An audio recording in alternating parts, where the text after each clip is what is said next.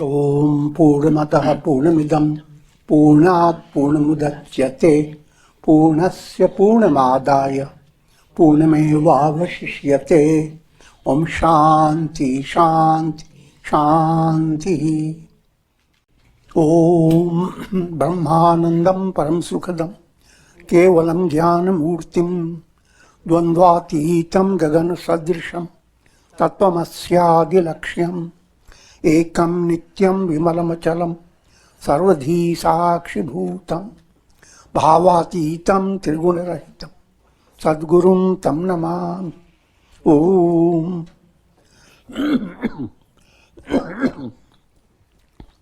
Adorations to Sadguru is Brahman, the giver of supreme bliss, embodiment of pure consciousness, the one without a second, vast as the ether, infinite, eternal, beyond the three gunas and their modifications, the supreme preceptor.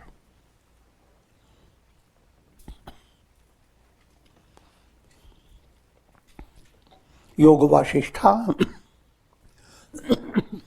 Upashama Prakarana.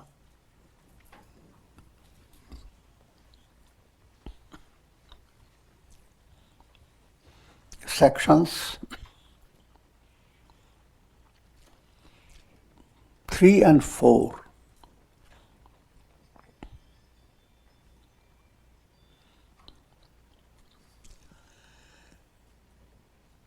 You are being given a very allegorical description of how Sri Rama received the instructions, and when the day ended, all went their own ways. Rama went to his place, reflecting upon what he has learned.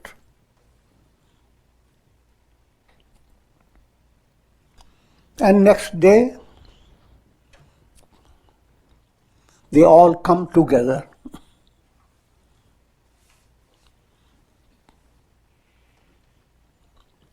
Many details I have already explained to you. In this allegorical description, it is not a history that is being retold to you. This so happened, but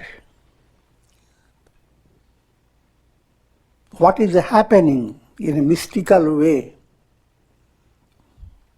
at any moment, especially in Satsanga.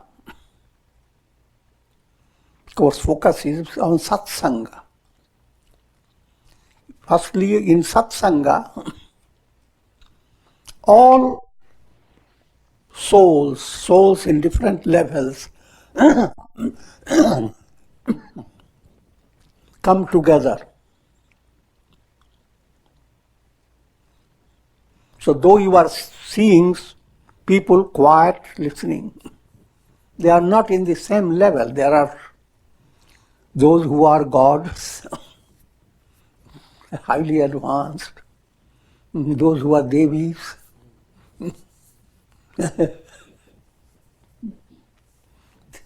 those who are horse riders,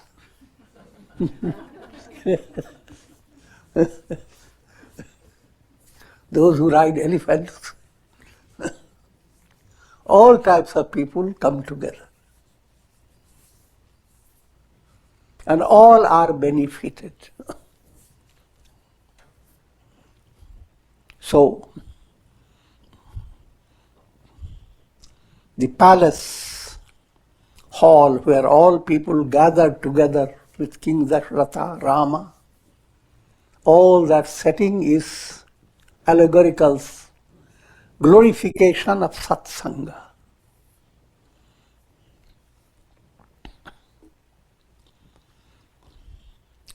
With the advent of the next day, even during the soft hours of the dawn, Sri Rama rose early and performed his morning rituals. Then, accompanied by his brothers and friends, he proceeded to the residence of sage Vasishtha.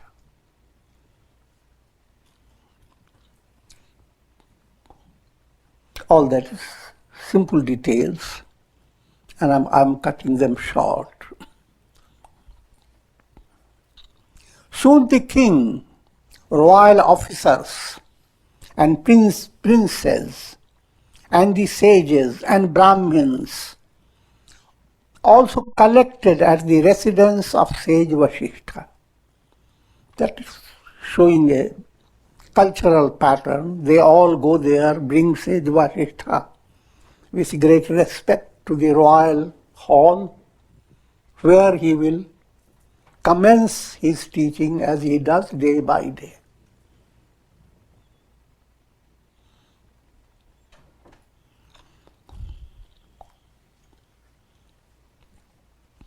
Having entered the royal court of King Dasharatha, they took their respective seats and waited with patience for sage Vasishtha to begin his teachings. A soft breeze began to blow, and the atmosphere was most inspired.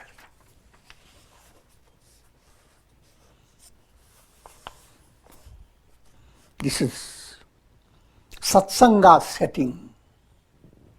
And for that you don't have to go to Treta Yuga or wait for another Yuga to come. Wherever there is Satsanga, this is the atmosphere.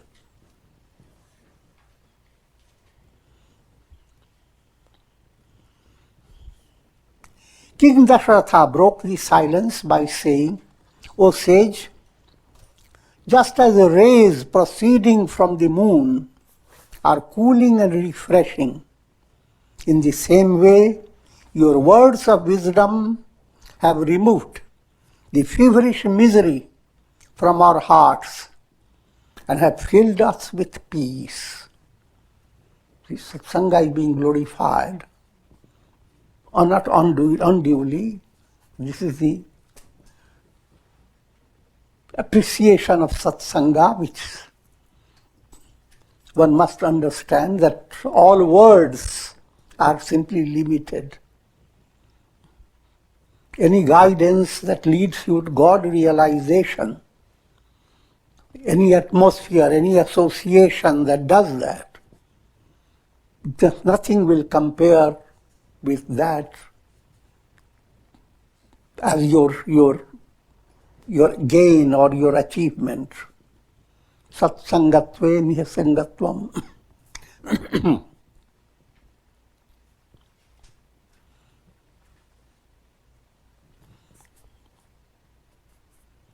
As I have said to you before, tat swarg apavarga sukh dharye tulai kang tulayna tahi sakal mili jo sukh lah satsang. In Ramayana, Tulsidas is explaining the glory. If you were to bring all the pleasures of the world, swarg, apavarg, whatever is your mind conceives of the highest pleasure, put that all, bundle them up, put it on one side of the weighing scales. There are two scales. They are on one side, you put it there. And one moment of satsanga, touch of satsanga, put it on the other. The touch of satsanga will outweigh all that. For simple understanding, you have passed night with so many shadows of darkness. Countless imaginations have entered your mind. But one ray of light makes a different change. Just one ray. Darkness versus light. Bring about your weighing scales.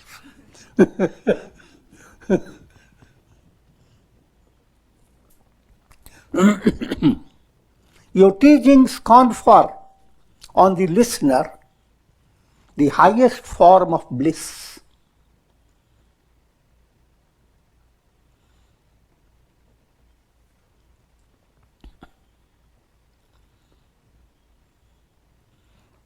King Dasharatha is praising Vasishtha.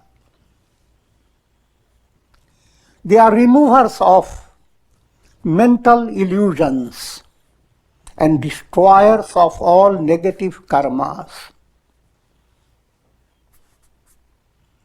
They are the mystic unguent, with the application of which one begins to behold the glory of the self.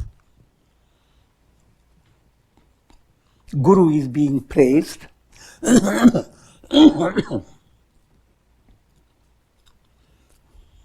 And let me turn your attention to one of the Guru Stotras, hymns that praise Guru. Ajnanatimirandhasya jnananjan shalakaya chakshurun unmilitam yena tasmai shri guruve namah. That Guru, he imparts spiritual wisdom, adorations to that Guru. What he does, those who are suffering from eyesight trouble, trouble caused by ajnan, the blindness of ignorance, the Guru Jnananjan Salakaya, he carries a mystic little packet. In that there is a mystic collyrium and a mystic little stick. So he puts the stick into the collyrium and applies into the eyes of the patients. Jnananjan. And those who receive that, their eyes open up.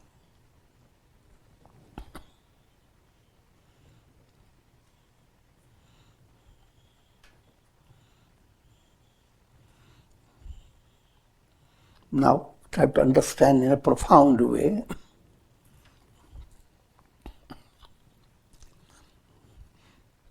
The importance of vision. Your eyes are giving you the practical vision of the world. If you don't have the eyes, you are a terrible loser. But the normal vision of your eyes is extremely limited. You can't even compete with animals that have bigger eyes. So, from that point of view, your physical eyes are extremely limited. So, the vision of the physical eyes is called charma drishti.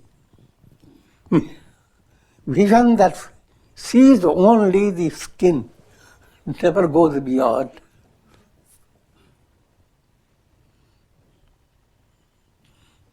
Skinny eyes.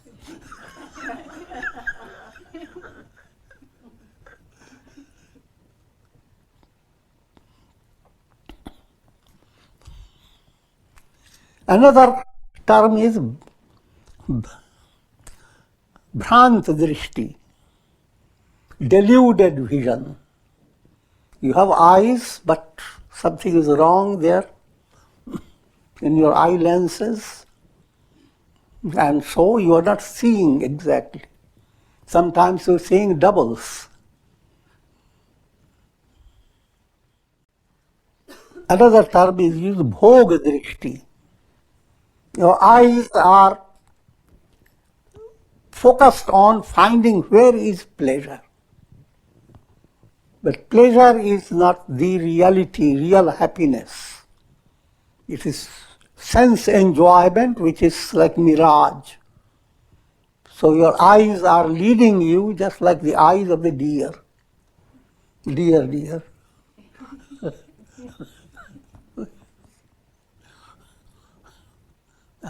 And what you are seeing so wonderful, the deer go after in mirage and they die. Think, in the pursuit of shimmering water, they see the rays of the sun refracting in a particular way creates the mirage. And though it appears like water, there's nothing there. Exactly, that's the predicament of all human experiences. All that you enjoy, all that you have handled, all that you have eaten, all that you have heard, all that is left behind the moment you kick the bucket. Just a bucket. All that you are experiencing is based upon your brain and nervous system. That's all that within you, which allows you to have all this experience. Bhranta Drishti. A vision develops based on this limited consciousness. Everyone is being led by how you see your happiness. If you find your happiness in the terms of going into various hotels, that will be your bhog-drishti. You want to watch sports, that will be another bhog-drishti. And bhog-drishti can be positive, negative, all types. But it is bhog-drishti. It is not permanent.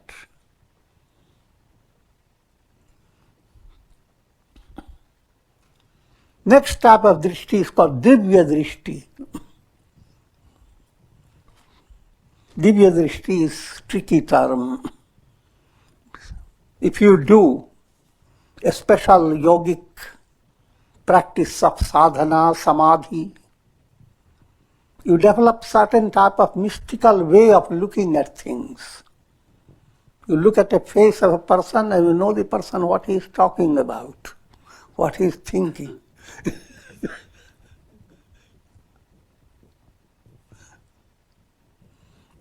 Various psychic powers become possible.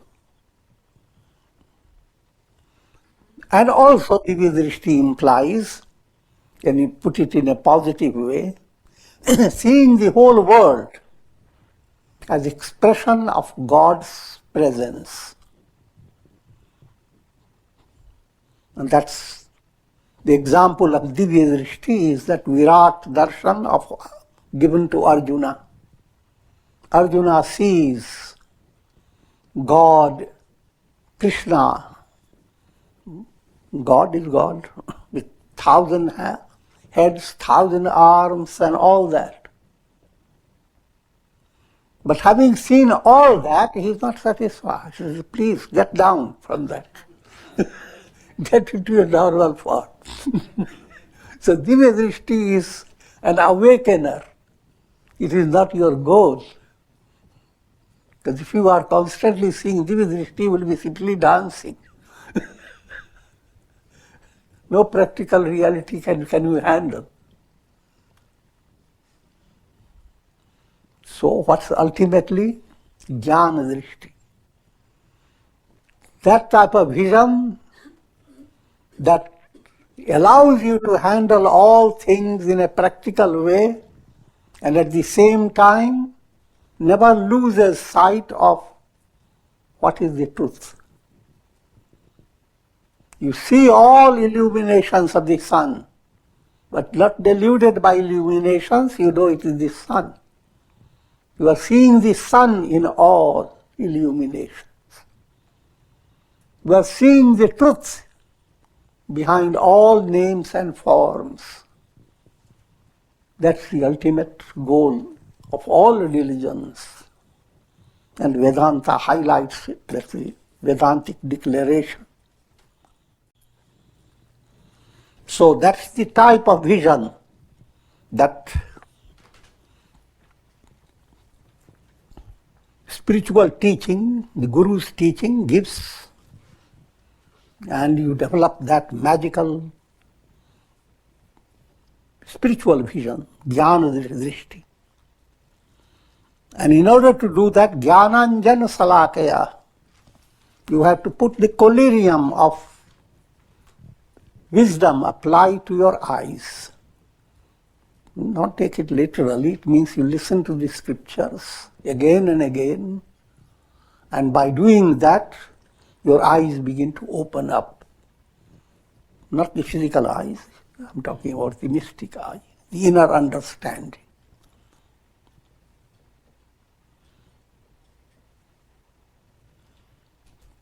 O sage, the teachings of sages like yourself bring delight to our hearts. Even a wreath of heavenly flowers placed upon a person does not cause as much delight as do the teachings that proceed from the enlightened sages. You wait for some special celebration, sometimes for months. You go there and you are welcome and you are given a beautiful flower.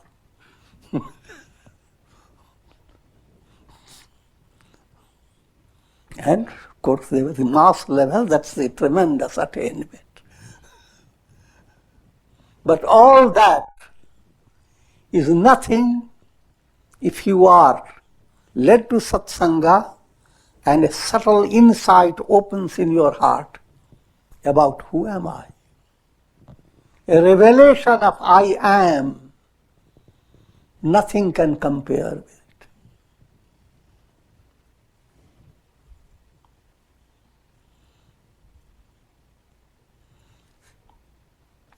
Turning Sri Rama, King Dasharatha continued, O best among the race of Raghu, a day spent in adoring the sages is indeed lit up with brightness. Adoring the sages is not to be taken literally. You don't just sit there and go on adoring.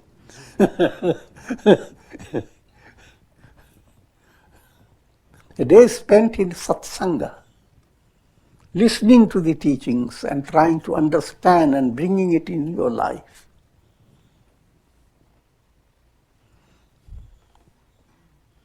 That type of satsanga nourishment, if you have not received any particular day, that day has been wasted. Just like physical food, if you have not received in your healthy body, then your day is wasted. But that's a physical reality. But likewise, your profounder reality, the real I am movement, goes hungry. A day spent in adoring sages is indeed lit up with brightness, while all other days without such divine association are enveloped in darkness. All experiences that have simply allowed your mind to develop bhoga drishti, how enjoyable it is. Let me plan next year in a little more elegant way.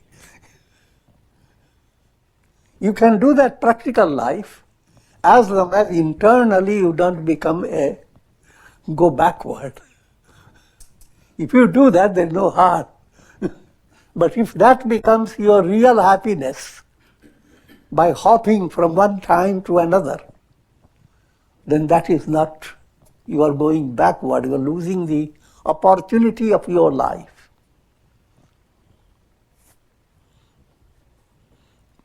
Any plan you have, you can do that. But if your plan is not under your control, you are led by the plan. Bhoga drishti is that type of vision. Once it enters your mind, you are not the master. Bhoga is a monkey. And the monkey sits on your neck. And you have to look at the monkey. What do you want? Like a slave. So that is not a real happiness. It's a degrading happiness. Losing life by forgiving little thrill to your nervous system by sense pleasure and being internally empty. You may say, oh, life has been so wonderful. 5 years have passed, I don't even know where. Time has gone.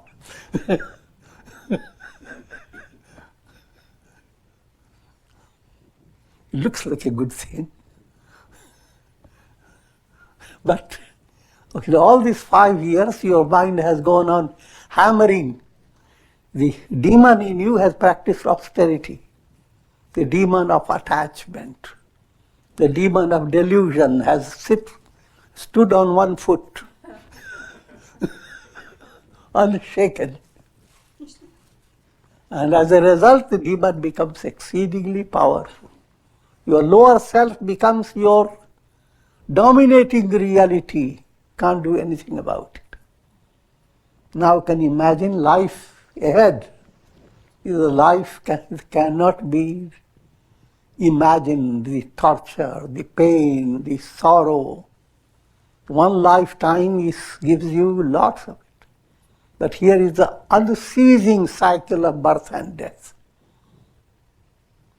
So therefore, life should not be taken as a joke.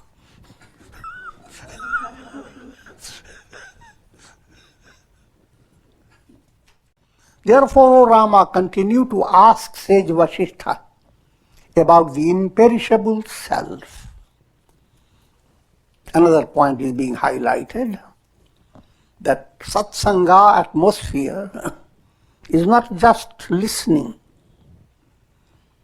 but presenting your doubt and having it cleared. The general idea is, if you are before a very highly adorable person, then you don't ask any question. Then the most religions use that sort of setting. The Vedic religion presented a very bold view. If you are Guru and you are dumb,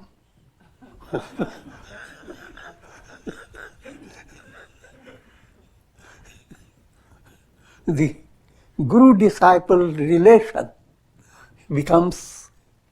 he suffers inertia.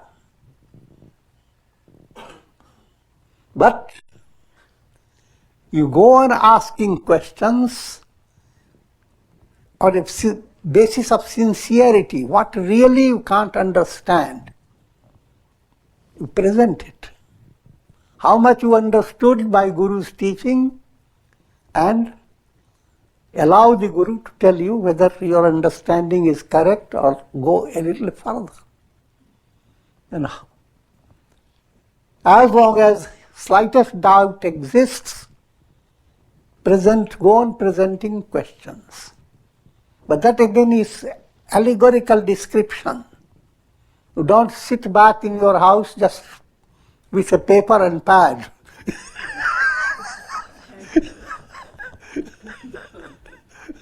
And go on emailing.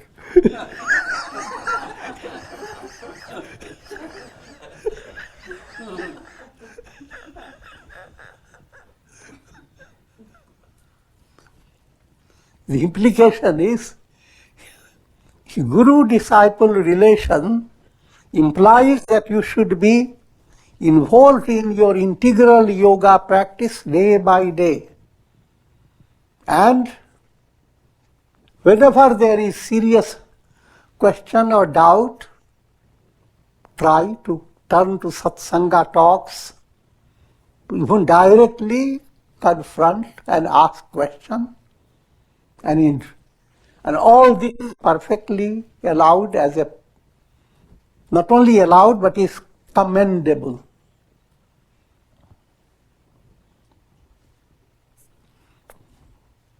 Nothing should be accepted by the disciple simply because Guru says so.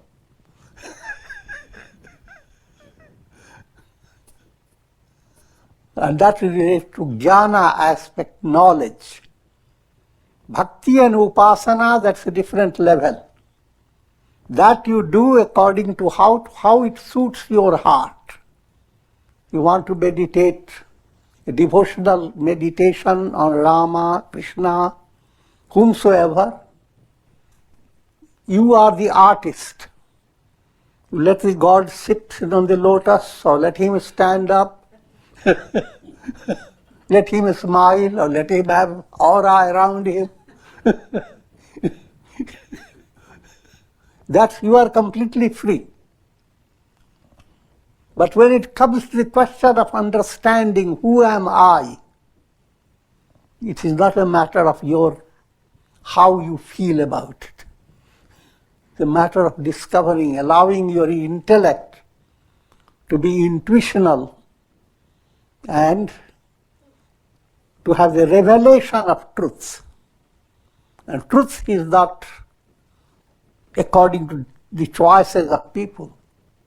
Truth is just truth. So jnana movement is moving towards the truth.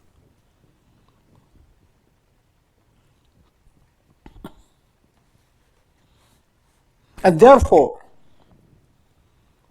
questioning mind is a commendable feature. But not questioning mind in a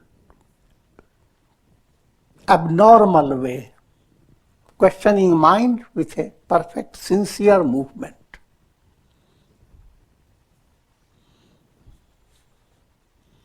And that's why you see in the Gita, Krishna goes on telling so many things that Arjuna suddenly says, but I haven't understood this. How can mind be controlled? It is more difficult to control than wind. And we are saying you have to control the mind.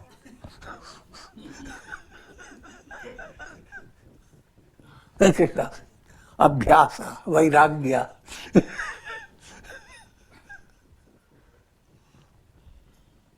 Similarly, in Yoga Vasistha, Vasishtha tells so many things, all the 7 steps of wisdom.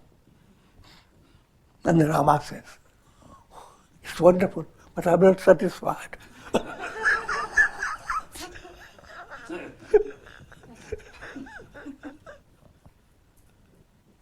I want to have more light in the mind.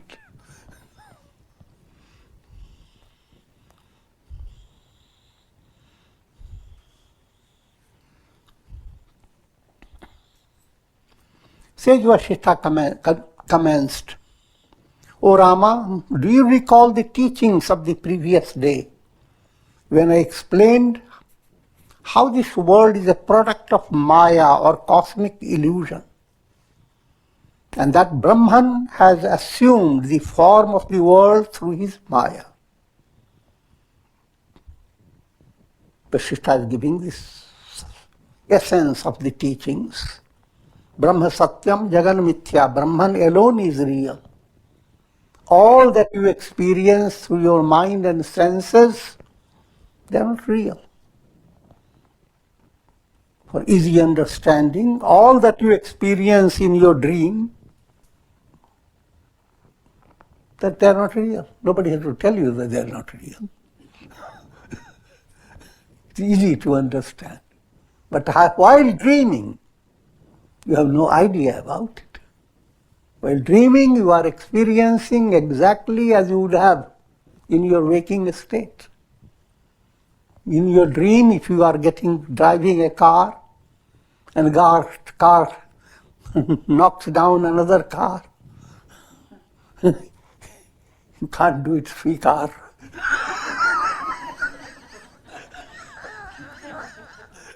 You can't accept it.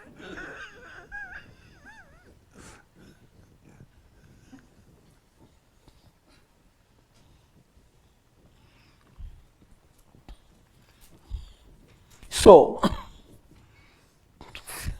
when you hear the whole world is mithya, false, the mind gets completely in a in turmoil. How can it be possible? And yet, day after day, you see that situation. Dream opens up, and you are completely involved in it. Wake up, not a single grain of the dream. If you had a lot of grapes in your dream, not a single grape can you bring.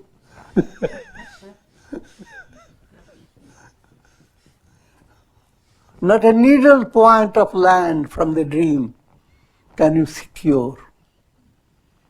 Exactly the same applies. Can a soul stay with the same mind, senses all the time?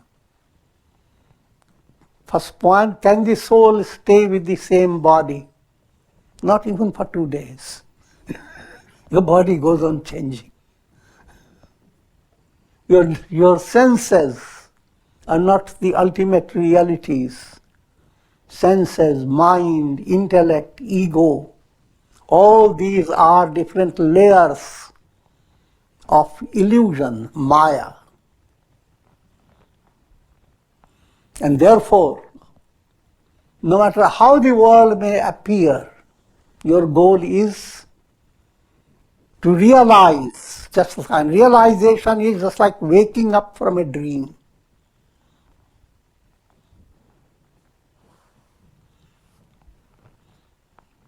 And in realization, aham brahmasmi, I am Brahman. All souls, essentially all reflected suns, are essentially the sun.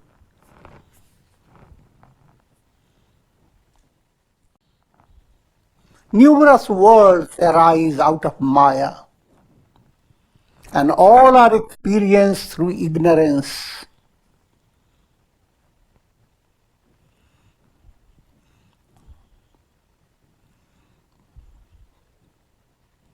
And mind is the basis. Mind is the cause of bondage and release. The entire story of ignorance and its destruction it goes along with your mind. Once mind dissolves or mind is transcended, the whole world is transcended.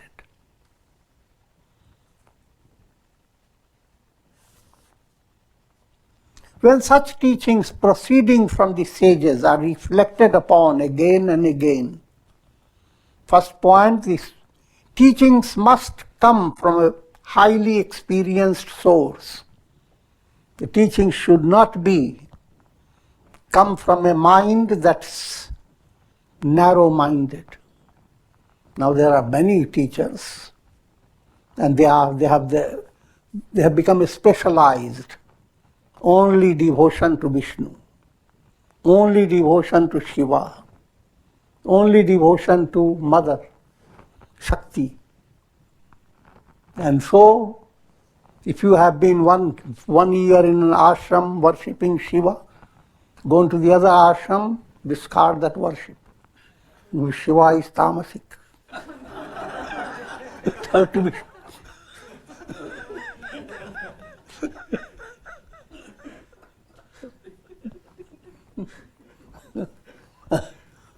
And when you happen to go to Christian setting, discard all that. Jesus. I don't need to give you more details.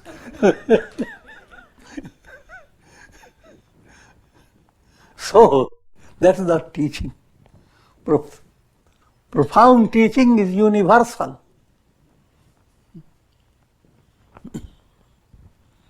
If scientific laws are universal, spiritual teaching is supra-science. The truth is absolutely cosmic, universal, absolute reality.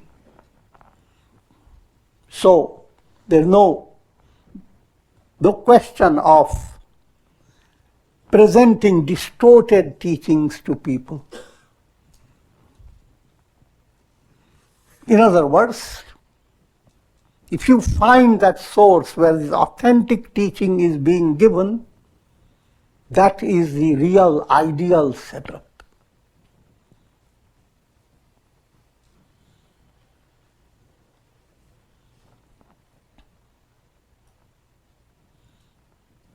And those teachings, listen. And after listening, reflect, manan. Assimilate it. Don't keep it only as a data in your mind.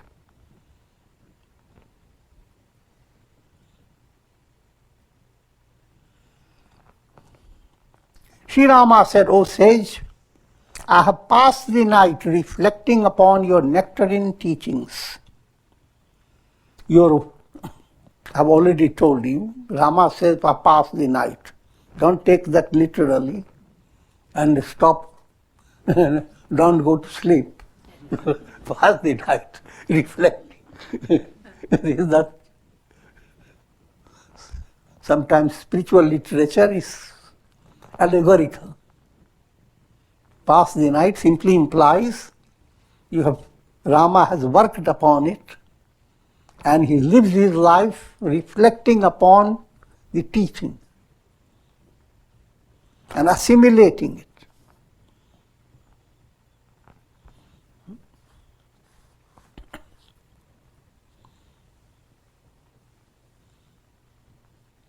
Your words of wisdom are delightful to hear.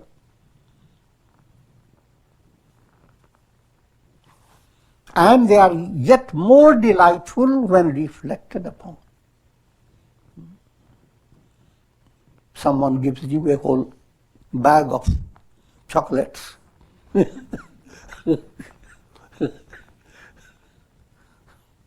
a story where the chocolates were found, and etc., etc.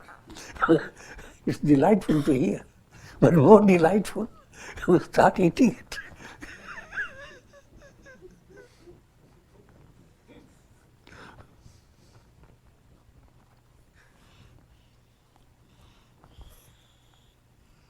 May the kalpaka tree of your teachings continue to deck our lives with the fruits of spiritual wisdom. Kalpaka tree is wish-yielding tree. That's again the allegorical way of highlighting bhoga-drishti. So you've done good karmas. Why do you do the good karmas? So that you can have more pleasure. And what is the source of, where will you have to go? Go to Swarga. In Swarga, there is kalpaka tree. So simply sit by the tree and whatever you are desiring, whatever is your fancy, the tree immediately presents that tree.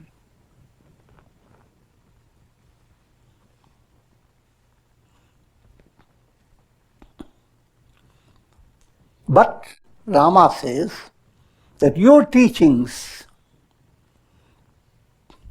are even better than those heavenly kalpaka tree.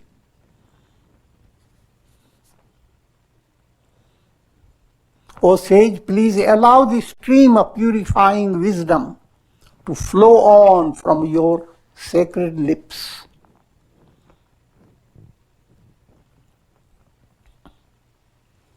Section 5. The mystic art of eradicating the world process.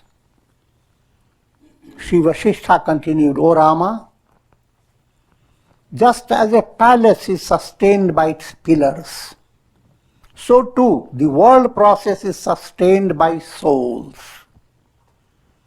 Souls that are dominated by rajas and tamas,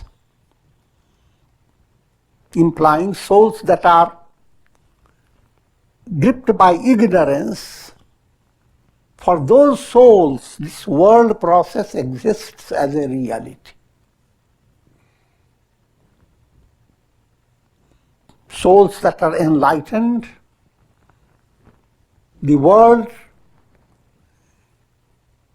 again, depending upon different levels, souls that are moving towards enlightenment, the world becomes a shifting stage leading to enlightenment. World becomes like an ocean, and you are crossing over the ocean.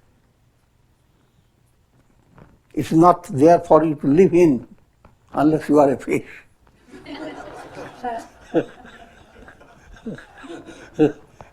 You have to cross over.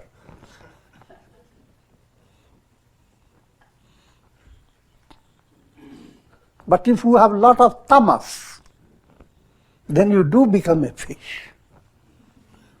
The question of crossing over doesn't arise.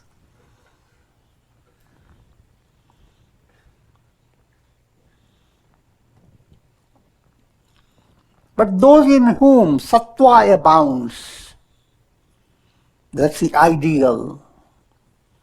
Sattva becomes sattva sanshuddhi, sattvapatti. Sattva predominates. If that stage comes, you are now next door to enlightenment. Those in whom sattva abounds, they are able to renounce this world just as a snake sloughs off its outer skin. Sometimes you might have seen a whole snake slough with the hilly regions. It's easy to see. The whole snake shape is there, but the snake has walked out of it.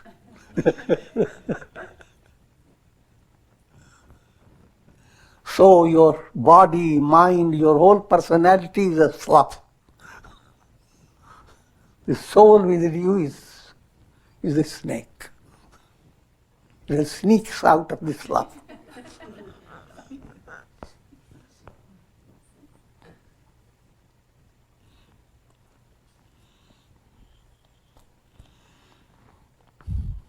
People see the slough. They don't see the spirit behind it. Rajas sattvikas, souls which are gradually able to sublimate rajas into sattva. This is the ideal state in society. Majority of society is not qualified for spiritual progress. But that segment of society where people have developed a personality intent upon allowing their rajas to be sublimated into sattva. If that stage has come, that means those who have developed them, they are aspirants.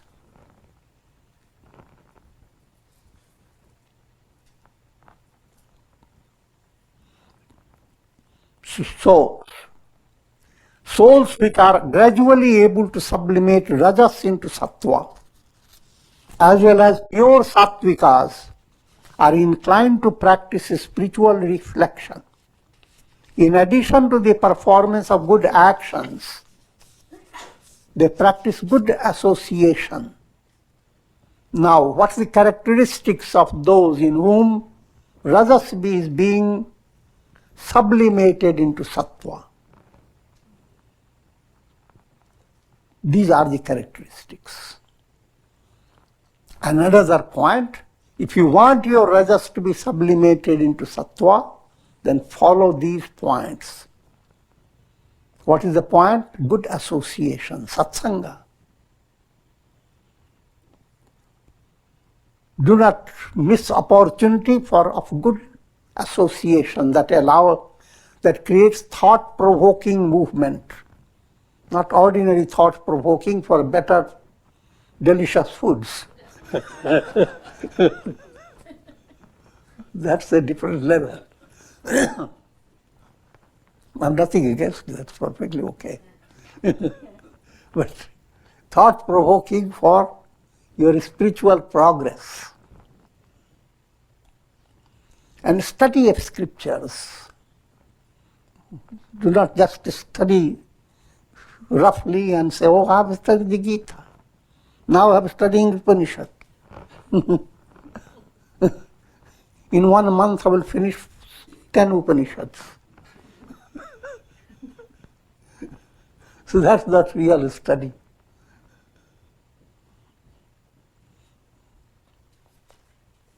Study to understand what you are studying about.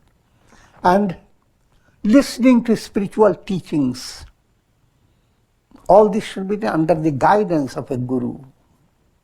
There has to be an adept source. Just like you are learning music, dance, or whatever artistic talent, you need someone who can guide you, teach you. Gradually, the impurities of their subconscious minds are reduced, and the intellect begins to shine like a lamp. If you follow these points, good association, study of scriptures, listening to the teachings, and practicing integral way of living day by day. Now your very intellect becomes luminous, shines like a lamp. Your understanding removes all delusional thoughts. This continues until they are enlightened. This process of increasing jnana drishti, vision of wisdom, until your vision becomes perfectly clear.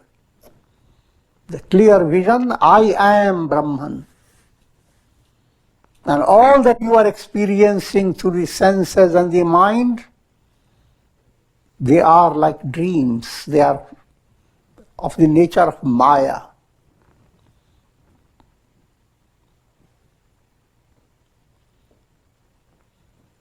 And that type of experience places you, from practical point of view, with double consciousness.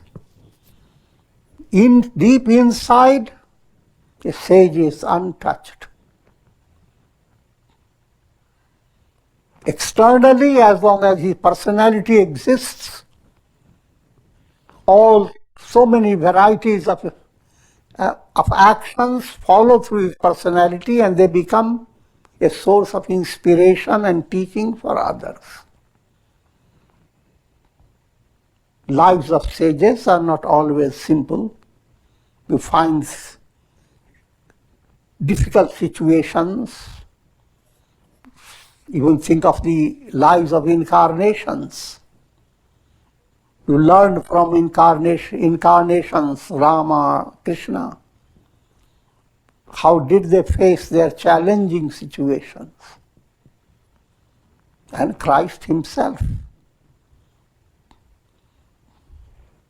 So, but while to the masses, lives of great sages may be viewed as terrible, but the reality is totally different. The spirit of the sages remains completely untouched.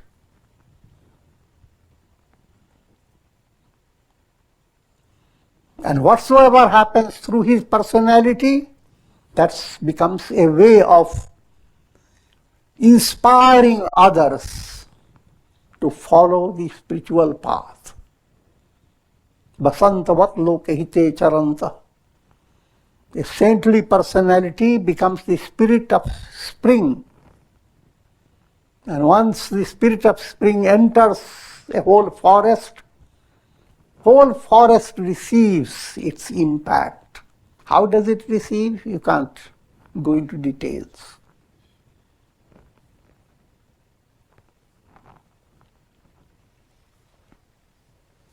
O aspirants, listen to the essence of all teachings. When the self is not known by you, it creates misery and afflictions. This is the essential teaching. As long as you have not known the self, known not in intellectual way, realization, I am the eternal self, that type of intuitive, direct realization, as long as you have not come to that level of experience, Brahmasmi, I am Brahman. If you have not come to that level, then that absence of knowledge